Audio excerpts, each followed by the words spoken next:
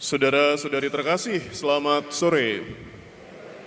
Injil hari ini yang baru saja kita dengar, singkat, hanya terdiri dari 5 ayat, namun kiranya kita juga bisa mempelajari beberapa poin, kurang lebih 5 poin juga bisa kita petik dari Injil yang singkat ini. Yang pertama, saudara-saudari, mari kita merenungkan suatu kondisi di mana kita hendak bepergian jauh. Tentu kita membutuhkan alat transportasi atau kendaraan. Dan ketika mobil atau motor atau mungkin kereta api, pesawat terbang, kapal pesiar sudah ada, kendaraan atau alat transportasinya sudah ada, kita tetap tidak akan bisa berpindah lokasi, kita tidak akan bisa kemana-mana kalau kendaraan itu tidak ada bensinnya, tidak ada bahan bakarnya, ya. Dan kalau bahan bakarnya juga sudah terisi penuh, full, namun kalau tidak ada drivernya, tidak ada masinisnya, tidak ada sopirnya, maka kendaraan itu juga tetap tidak bisa digunakan. Jadi untuk dapat mencapai tujuan, untuk dapat berpindah atau pergi ke suatu tempat, kita membutuhkan alat transportasi kendaraan, bahan bakar, dan juga pengendaranya. Dan saudara-saudari, inilah kira-kira 3 komponen atau 3 unsur yang juga harus ada dalam setiap peristiwa mukjizat.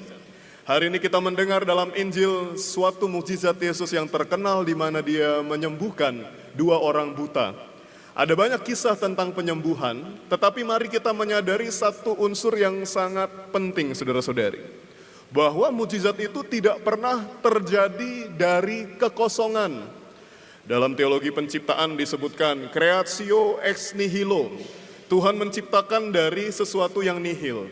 Tidak ada apa-apa, Tuhan bisa menciptakan. Jadi ada bumi, jadi ada tumbuhan, ada hewan, ada manusia. Kalau penciptaan itu dari kekosongan, awalnya tidak ada apa-apa, jadi ada. Tetapi mukjizat-mukjizat saudara-saudari tidak pernah berawal dari kekosongan. Kalau kita lihat setiap mukjizat yang dilakukan Yesus dalam Injil selalu diawali oleh permintaan atau usaha dari pihak manusia. Dalam Injil hari ini ada beberapa kata yang menunjukkan statement ini. Dikatakan bahwa 2 orang buta ini mengikuti Yesus. Jadi sudah lama mengikuti Yesus di belakang, kemudian ketika ada kesempatan mereka berseru-seru, Tuhan, Yesus anak Daud, kasihanilah aku. Mengikuti, berseru-seru dan akhirnya datang kepada Yesus. Come to him, ya. 3 kata ini, saudara-saudari, adalah verb atau kata kerja. Mengikuti, imbuhan ya, berseru-seru dan datang kepada Yesus. Kalau orang buta ini tidak mengikuti Yesus, mager, apakah mukjizat akan terjadi? Saya tidak yakin. Bisa saja Tuhan itu menyembuhkan semua orang sakit di sekitarnya. Tapi tidak semua disembuhkan, saudara-saudari. Yang disembuhkan oleh Yesus adalah orang buta ini yang mau berdesak-desakan dengan orang banyak dan juga memohon dengan penuh iman. Di sanalah mukjizat terjadi. Dan kalau kita ingat juga peristiwa mukjizat pertama dalam kitab suci, peristiwa di mana, saudara-saudari? Ya, pinter ya, di Kana. Ya. Itu juga terjadi karena ada permintaan dari kepala pesta dan Bunda Maria, supaya Tuhan Yesus mengubah air menjadi anggur. Ada peristiwa penyembuhan orang lumpuh, karena ada usaha manusia mengangkat orang lumpuh dari atas atap. Semua peristiwa mukjizat sekali lagi tidak terjadi sekonyong-konyong, begitu saja. Tapi selalu diawali dengan usaha, dengan modal iman dari pihak kita manusia. Dan kita juga bisa belajar dari ini, saudara-saudari, orang buta ini bisa berusaha karena punya iman. Berarti walaupun mereka ini buta secara fisik, ternyata hati mereka tidak buta, karena mereka punya iman. Ini seperti yang Yesus katakan kepada Rasul Thomas, berbahagialah engkau yang tidak melihat namun percaya. Kedua orang buta ini benar-benar tidak melihat dalam artian harafiah. Benar-benar tidak punya mata untuk melihat cahaya. Tapi mereka melihat cahaya iman di hatinya, maka mereka berseru kepada Yesus dan mujizat terjadi. Mari kita bertanya dalam diri kita. Jangan-jangan kita ini sebaliknya.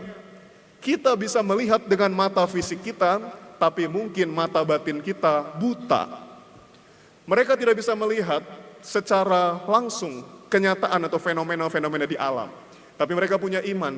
Seringkali kita ini sudah melihat banyak tanda dalam hidup kita. Tanda kemahakuasaan Tuhan, tanda kebaikan Tuhan. Kita sebaliknya tidak kunjung bisa beriman.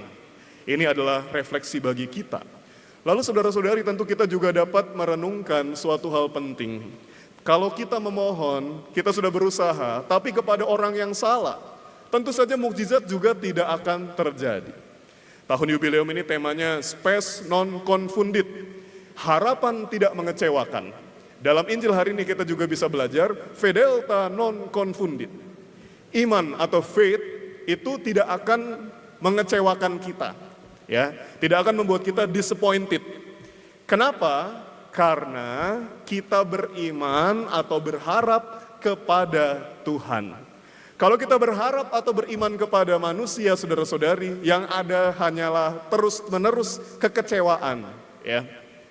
Jadi berharaplah kepada sumber yang benar, yakni Tuhan Yesus. Maka mujizat akan terjadi atas hidup kita seperti yang dialami oleh dua orang buta ini. Milikilah iman dan harapan kepada Tuhan.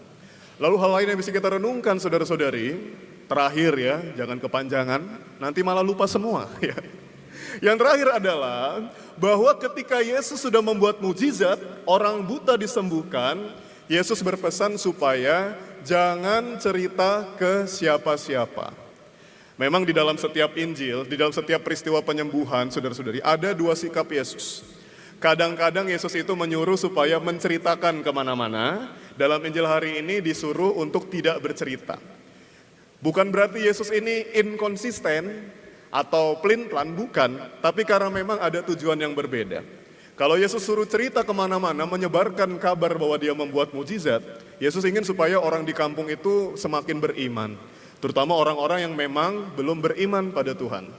Tetapi kalau Yesus menyuruh untuk diam, ini berarti Yesus ingin supaya orang itu fokus kepada mujizatnya, kepada kebaikan Tuhan, dan bukan pada sosok Yesus. Yesus bukan orang yang mencari popularitas. Yesus itu tidak narsis. Kalau dia berbuat baik, ya sudah. Bukan berarti dia ingin diikuti banyak orang, menjadi populer dan juga disembah-sembah seperti dewa begitu ya. Yesus mengajarkan kita, walaupun sudah berbuat luar biasa, tetaplah menjadi rendah hati. Dan orang ini dilarang untuk bercerita, tetap bercerita. Kenapa? Karena memang saudara-saudari, sesuatu yang membahagiakan itu akan sulit untuk kita tahan-tahan. Seorang mahasiswa yang lulus ujian, dinyatakan sarjana, tidak akan menyembunyikan prestasinya, tidak akan bisa menyembunyikan kebahagiaannya, dia pasti akan cerita kepada orang tuanya, kepada teman-temannya. Seorang ibu yang positif hamil, tidak akan dia itu diam saja, dia akan cerita kepada suaminya, kepada orang tuanya, kepada keluarga besarnya. Kebahagiaan itu tidak dapat disimpan-simpan saudara-saudari, dan mari kita juga tidak menjadikan sesuatu yang membahagiakan itu menjadi milik kita sendiri saja. Jadi dalam artian ini, Tuhan Yesus membiarkan kecolongannya, ya. Jadi kebablasan atau kecolongan, disuruh jangan menyebarkan mujizat yang dialami, dia menyebarkan dua orang buta ini. Dan Yesus membiarkannya, kenapa? Supaya orang lain yang mendengarkan kabar itu juga turut bersuka cita. Semoga kita dapat membagikan kabar-kabar gembira, karena kita juga senantiasa mengalami sukacita dan kegembiraan itu yang muncul dari iman kita kepada Yesus. Tuhan memberkati. Amin.